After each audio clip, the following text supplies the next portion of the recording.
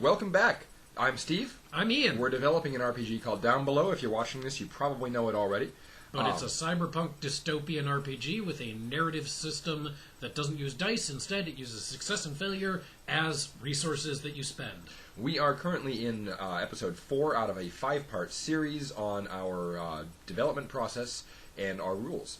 This time, well, let's see, we've talked about things including why do we do this, we've talked about how do we build a character, we've talked about the types of success and failures, and we told you those stories so we could tell you this one. Here is Meat and Potatoes Part 1, how do you build a scene mechanically? So we mentioned a little bit about this both in what NPCs look like and what successes and failures really are. Mm-hmm. In a scene, the GM has to decide, okay, I'm going to have this many scenes this session because I'm going to have about X hours. Let's say you've got 3 hours to run a game session. That's pretty normal. And you think that you can cover 4 different topics in that time. So, 4 scenes. Time out for a moment. Okay. There's an alternative to this. If you have a regular group that's meeting on a regular basis, as many campaign groups do, you can instead skip this step if you don't fully refresh player traits at the end of every session and just say, this story is going to have X number of scenes. End of timeout.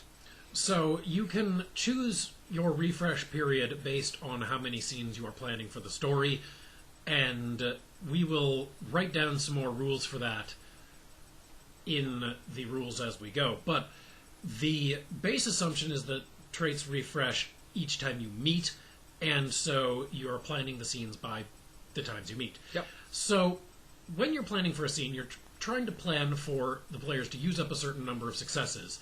And so the scene is only going to be complete when they've used up a certain number of successes, or when it reaches a certain predetermined failure condition. Yes, and that failure condition usually will happen usually one way, sometimes a second way. Usually when they've failed a certain number of times. However, if they manage to fail in a particularly bad and spectacular way, then the specific, actually, this is beyond repair, the scene's over, that could come into play. Now, first, let me talk about the basic assumption. So the basic assumption is that you're going to have X and Y, successes versus failures, to end the scene. And X should generally be about twice Y. You should at least plan for, if it's going to end in success, the players should use up about a certain number of traits, and for the average length of session that we were talking about before, probably 3 or 4 traits per player would be normal for most scenes. So, let's put some actual numbers to that really quick. We're going to talk about an average scene. I have 4 players. Each of those players has 10 traits, obviously. If I want 4 scenes, I have a total of 40 successes that I want to drain from my players, which means that each, well, let's face it, each scene should take between 9 and 12 successes on average. Actually, a little more than that, because you want them to end up being in situations where if they have done nothing but succeed, by the end of the session, they have no choice but to fail. Here's the thing. 4 scenes, the more difficult the scene is, it's not the more successes it requires, it's the fewer failures it requires. If this is a tough scene, let's say it requires 12 successes per scene on average. If this is a tough scene, that might mean that you can have 25% as many failures as successes before the scene is over. You have to succeed 12 times before you fail 4 times. If it's an average scene, that means that you need to succeed 12 times before you fail 6 times. It could be 3 times would actually be 1/4, but 25%, yes. Yeah, 4 times would be a third. Oh, right. I can totally math good. It's cool. So, but yeah, what this illustrates is that if you have a lower failure count required, then it's easier to fail the scene regardless of how many traits you've got left Right. to succeed with. And if you fail the scene, then there will be consequences in the story that your characters don't want. Now, we'll talk about the consequences of failure next time, because this is something that we could easily spend 10 minutes or more going into detail on. For now, let's just focus on the mechanics.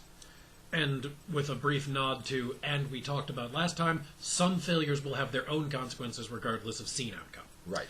So, the other mechanic here is... Okay, so you've got the failure track and the success track. Right.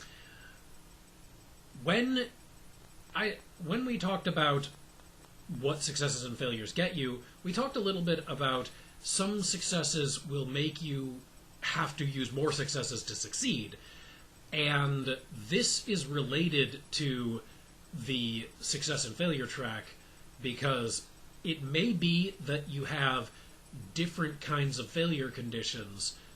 It could be that the failure conditions are linked to different narrative conditions. So one of them might be if they fail in regards to the boss's patience a certain number of times, then he's going to stop listening to them and the scene will end because he dismisses them. They gotta get out of his sight.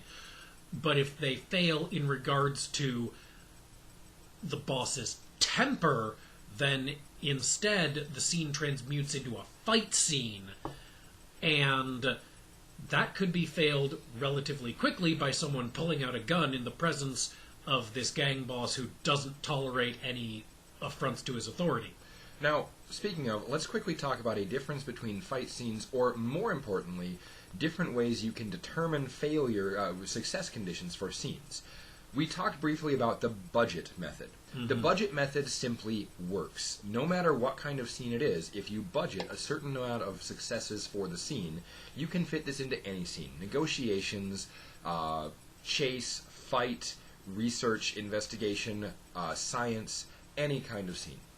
On the other hand, here's another way to budget. If you're not concerned about depleting a certain number or percentage of successes, perhaps because you've set your recharge rate at more than once every time you, at a different level than once every time you meet, here's a way of looking at a fight scene. I have a fight scene against 20 mooks and a boss. Each mook requires 1 success to take down. The boss requires 5 successes to take down. But if you take down the boss, some mooks might give up. You could also mix the two. You could have a fight scene that requires 12 successes to get to finish, but it has only 5 enemies in it, and each success could take out an enemy. This is an example of branching positive outcomes. If you use all 12 to finish the fight scene and escape, you've finished the fight scene and escaped. On the other hand, if you use only 5 successes to take down all the enemies, you have finished the fight scene and escaped, potentially leaving a trail of bodies behind you. So, I have used both of these methods when designing example adventures for the game, and I have to say that a mixture works best. You want to consider the narrative implications, and here's where it gets to using it in play. Mm-hmm. When you're planning, it will usually look a lot more like, I want them to have to succeed X or Y amount of times before they fail a certain amount of times. But when you're running, it will often come down to, all right, did they do something smart, or did they miss something obvious, or what did they do?